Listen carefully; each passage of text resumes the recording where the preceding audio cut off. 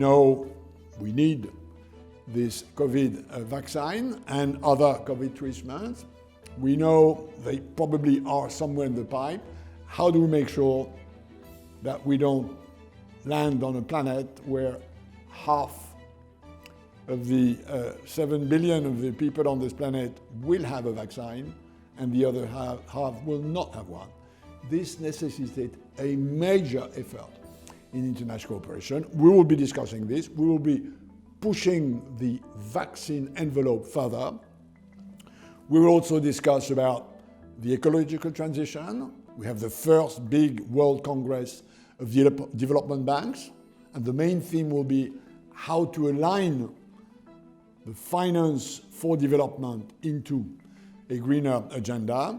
We will also be discussing cybersecurity, international intelligence, artificial intelligence in the international system. Lots of topics. The reality is that what we try to do is to beef up, revamp, revive a multilateral cooperation system. Well, I think this COVID pandemic raises major questions on the way this world is organized and on the way we spend the resources our economies create.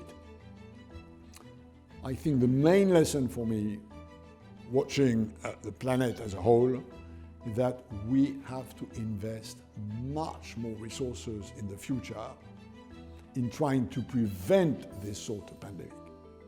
We all know the zillions of dollars which this has costed.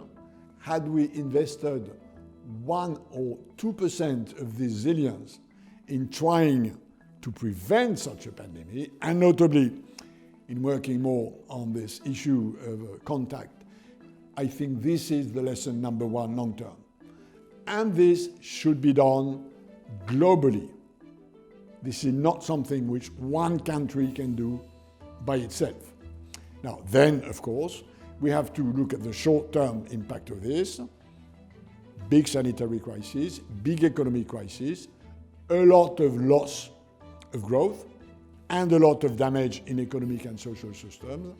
We have to be serious, which is what EU, US to some extent, China itself, we have to relaunch our economies. We have to put on the table the necessary central bank money, the necessary budget money, and for the time being, we can borrow this money very cheap, even at long maturities like 20 or 30 years.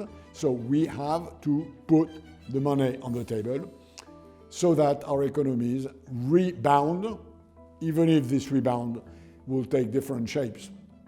Whether you look at Asia, Europe, Africa, Latin America, or the US, and here again, I think the notion that in Asia the recovery will be quicker than elsewhere remains true. I think there will be some recalibration of some supply chains. I don't expect this to lead to a sort of deglobalization of the trade part of this planet.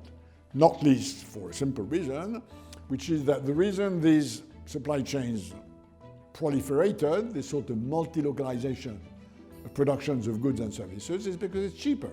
So if you move it the other way around, and there may be cases where you have to do that in order to ensure the safety, the security of the provision of goods and services to the people, shortening supply chains would sometimes be more costly, which is why I think it's not going to happen grand scale, although a part of that will happen.